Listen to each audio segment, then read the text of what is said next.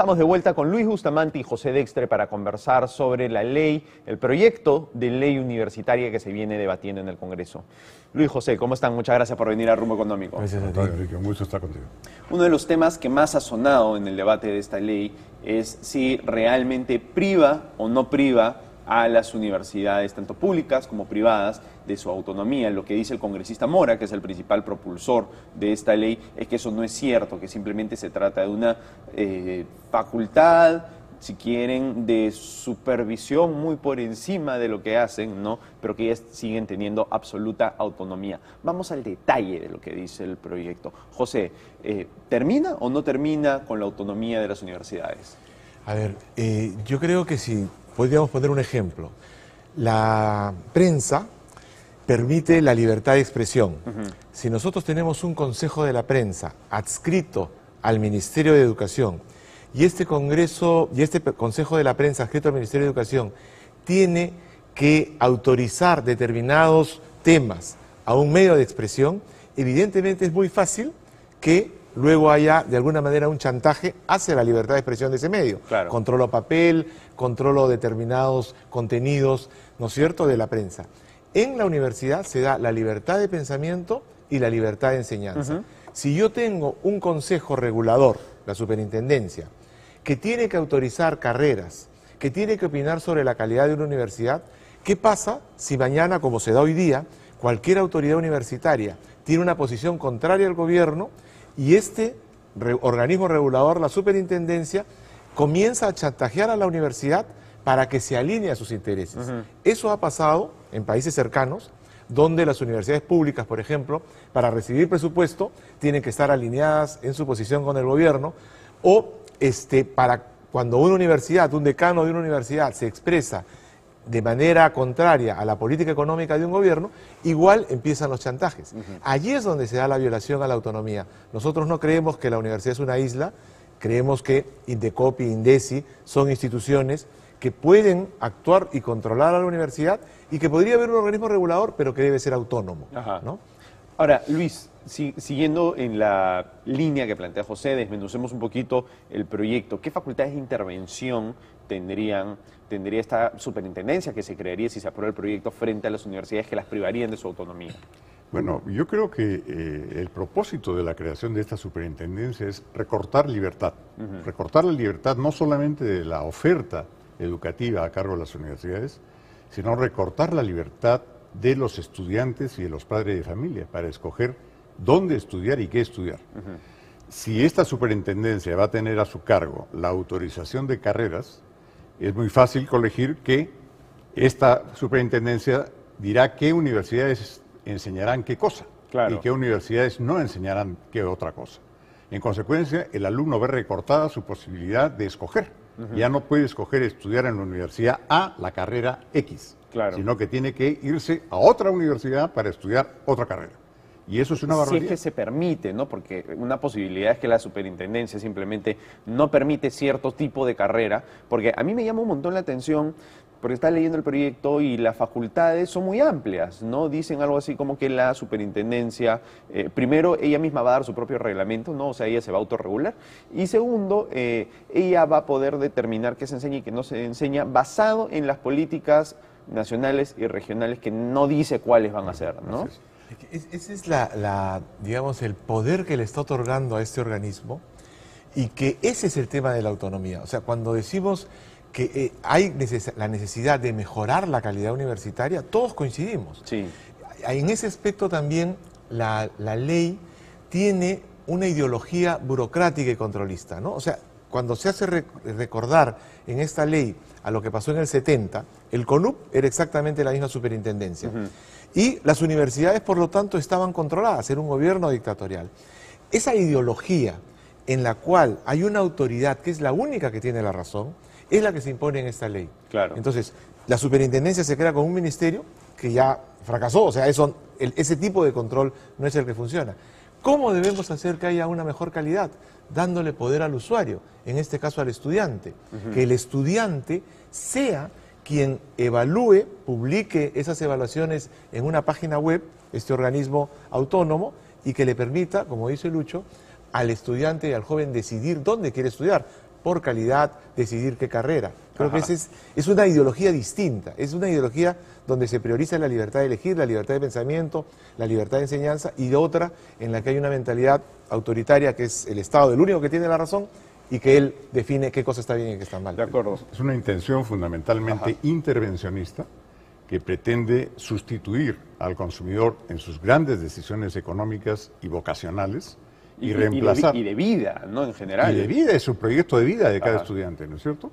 Y eso va a ser ahora va a estar en manos de un burócrata que nadie sabe quién es, con qué méritos ha llegado y con qué títulos es capaz de despojar de la libertad de escoger a los estudiantes. Ahora, un tema que mencionaba José, y yo quisiera también saber tu opinión, Luis, es ¿qué se hace pues con las universidades que claramente brindan una mala educación, ¿no? Porque sí es cierto, no podemos negarlo, que hay instituciones que prometen una buena educación y básicamente lo que hacen es educar para el desempleo, porque los alumnos salen de esas universidades y no tienen trabajo, ¿no? Y nadie invierte su dinero en educación para no tener trabajo, ¿no? Entonces, ¿qué se hace con esas universidades? Bueno, ya se está haciendo, es decir, este tipo de mejoras no son mejoras que se producen de un día para otro, pero sí son mejoras que se observan progresivamente en el tiempo. Y qué duda cabe que las universidades del Perú hoy son bastante mejores que las universidades del Perú hace 5 años y mucho mejores que las de hace 10 años y muchísimo mejores que las de hace 20 años. Y eso no ha sido gracias a que hay un organismo público controlista e intervencionista, sino que ha sido posible gracias a que se ha dado un margen necesario a la libertad educativa. Se ha permitido que también en la educación exista la libre elección y el libre ofrecimiento de las carreras como respuesta a las demandas de los estudiantes. Por tanto, yo sí creo que la libertad es un medio mucho más eficaz para la mejora que el control estatal. Creo que más ha hecho la competencia en el mejoramiento universitario que cualquier organismo de control que haya existido antes o que pueda existir después. Claro. Ahora, pero lo que dicen muchas personas es, sí, la libertad puede traer todos esos beneficios, pero también trae problemas, como que, por ejemplo, hay universidades que no están interesadas en brindar una buena educación, hay estudiantes que no están interesados en recibir una buena educación, solo están interesados en sacar un título, ¿no? Entonces, más o menos que van a un kiosco, se matriculan y les regalan el título. Y después, estos son los ingenieros que construyen, digamos, casas que se caen, ¿no? Eso es un poco lo que se escucha públicamente y eso es un poco la preocupación. ¿Tú qué opinas, José? Claro, yo complementaría a lo que dice Lucho. Efectivamente, el tema ideológico de la libertad es importante, pero creemos también, y esa es la propuesta de alguna manera de FIPES, partiendo de que haya un consejo autónomo, no adscrito al Ministerio de Educación, ese consejo autónomo debería tener 3 comités. Uno, de la creación de universidades, porque para que haya calidad requieres competencia, que eso es lo que se ha dado en estos últimos años. Ese comité de calidad, de promoción de calidad, también debería preocuparse de la acreditación, que es lo único que dice la ley, y un tercer elemento es preocuparse de indicadores de calidad. En la medida que, ¿qué es lo que sucede ahora cuando en cualquier universidad un alumno no recibe clases porque el profesor no viene? La universidad le dice, oye, haz una lista, preséntala en Secretaría Académica. ¿Por qué esos jóvenes no son educados a que vayan al Indecopi? ¿No? Y que el Indecopi, efectivamente, con esa denuncia, multe a la universidad. Que el Indecopi se le envíe a este Consejo Autónomo y el Consejo Autónomo lo publique en una página web. Y que un joven, a la hora que tiene que elegir una universidad, vea que hay una serie de denuncias porque esa universidad está dando un mal servicio. En los colegios funciona el Indecopi. ¿Por qué no puede funcionar en la universidad? Entonces, es una manera distinta de ver el control de la calidad. Trasladarlo al joven, educarlo al joven en el que él debe decir cómo está el servicio educativo e inclusive también a los egresados. O sea, que los egresados proporcionen información en las planillas electrónicas de SUNAT, cuánto están ganando, dónde están trabajando, y el joven podrá ver, termino en esa universidad y cuánto es lo que puedo ganar promedio. Claro. Es darle indicadores de calidad a la sociedad, al joven, para que él pueda decidir. Para que él pueda elegir bien. Bien, vamos a ir a una pausa y regresamos a seguir conversando sobre el futuro de la educación universitaria. Bien, estamos de vuelta con Luis Bustamante y José Dextre para seguir hablando sobre el proyecto de ley universitaria que se viene debatiendo en el Congreso. Luis, vamos a analizar algunos de los requisitos que establece esta ley, porque a mí la verdad algunos de ellos me llaman un montón la atención. Me dice la impresión pues de que se plantean requisitos casi incumplibles para muchas universidades, ¿no? Por ejemplo, se establece que el 30% de los profesores tengan que ser a tiempo completo, con doctorado, y con doctorado además obtenido con dedicación exclusiva. ¿Qué tan real es esto? O sea, ¿ustedes creen que una universidad que no tenga este tipo de plana docente va a ser una mala universidad? ¿Y se puede cumplir con este estándar? Es muy difícil que en un conjunto universitario como el peruano de 137 universidades pueda cumplirse con la cabalidad de los requisitos señalados en el proyecto de ley, ¿no? En primer lugar, porque este del 30% de profesores a tiempo completo es una corriente que yo diría que ha entrado hace muchos años en revisión en el mundo universitario. El paradigma de que el profesor a tiempo completo es mejor profesor que aquel que hace la tarea simultánea del ejercicio profesional, claro, además de la docencia, eso es un paradigma que está hoy por hoy totalmente discutido. Yo diría que es más, muchas universidades en todos los países del mundo buscan que sus profesores salgan fuera.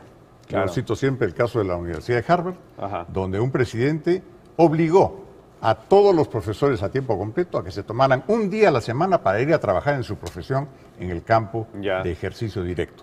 Entonces, eso por una parte. Por otra parte, la exigencia del doctorado. Si conocemos cuál es el número de doctores que existen en el Perú y el número de docentes que se emplean en la universidad, por una simple regla de 3 es una tarea incumplible. Claro. Entonces, yo quiero aquí invocar un excelente editorial que se publicó en el Diario El Comercio ayer, me parece, donde se habla del valor mágico de la ley. Es decir, se piensa que por el solo hecho de que la ley diga algo, la realidad se va a transformar. Eso no es así. Y hemos caído muchas veces en ese engaño. No convirtamos ese engaño en autoengaño, ¿no? Claro. José, ¿tú qué piensas de estos estándares? Mira, creo que la ley tiene niveles de injerencia absurdos como el que se comenta en términos de estos requisitos, pero yo quisiera, si me permites, comentar otro tema que es grave también. La ley define para la universidad privada, la societaria inclusive, viola sus estatutos y le dice el organismo máximo de dirección es el Consejo Universitario. ¿Ya? Y ese Consejo Universitario está compuesto por 1/3 de representantes reales de los inversionistas, 1/3 de los trabajadores, que son los docentes, y 1/3 de los estudiantes. Ese organismo, el Consejo Universitario, define planes de desarrollo, define reglamentos y llega a definir remuneraciones. Lo dice la ley. ¿Qué va a suceder cuando tengamos que implementar un laboratorio, ¿no es cierto? Y se ponga en discusión si se implementa el dicho laboratorio o el incremento de remuneraciones a los docentes. Claro. Esto que aparentemente es un tema más o menos democrático, de darle representación a los otros estamentos de la universidad, va a generar un caos terrible en la gestión de la universidad. Si ahora hay calidad, es porque quienes han invertido recursos propios en un centro educativo tienen que dirigirlo de la mejor manera. Esto se va a diluir y va a ver lo que sucedió en la década del 70, 80, cuando se intervinieron las universidades, en un caos de gestión que al final termina perjudicando al joven, en la calidad y en que difícilmente nuevas universidades van a crearse con ese modelo de gobierno. Claro. No sé si me permite completar un poco la idea, Enrique. Yo creo que esta ley va mucho más allá de los alcances puramente educativos, ¿no? Y estamos en un problema económico, rumbo económico. Esta ley contiene una alteración radical de las reglas de juego de la economía en la educación. Está desconociendo los alcances de la inversión privada. Está postergando y desconociendo los derechos y atributos que la propia ley reconoce al inversionista privado. Y está cambiando las reglas de juego a través de las cuales el inversionista efectuó su incursión en la educación. Claro. Al querer tocarse o modificarse el decreto legislativo 882, que es la ley de promoción de la inversión en la educación, se están rompiendo con la estabilidad que es la garantía de la inversión privada. Si por una parte decimos que la inversión es fundamental para el desarrollo del país y por otra parte decimos que la educación es fundamental en el desarrollo del país, ¿por qué es que no somos capaces de hacer el salto lógico entre que es importante la inversión privada en la educación? Claro. Ahora, ahora que tú mencionas este tema, se me ocurre, hay grupos extranjeros invirtiendo en educación en el Perú, hay, me parece, grupos incluso norteamericanos protegidos por tratados de libre comercio. El Estado podría terminar en un tribunal internacional demandado por si sale esta ley. No solamente eso, Enrique, hay en este momento muchos grupos empresariales peruanos que de buena fe han incursionado en el terreno educativo superior. Tenemos el caso del Grupo Hoshi, tenemos el caso del Grupo Rodríguez Pastor. ¿Cómo desalentar esa inversión privada que ha sido tan exitosa en otros campos económicos que produzcan igual beneficio en el campo de la educación superior? De acuerdo. Por eso, si me permites, esta ley viola temas constitucionales, sí, ¿no es cierto? Entonces, lo que nosotros pedimos es que el Congreso envíe este proyecto de ley que tiene graves deficiencias. La autonomía universitaria en términos de libertad de pensamiento y libertad de enseñanza está garantizada en la Constitución.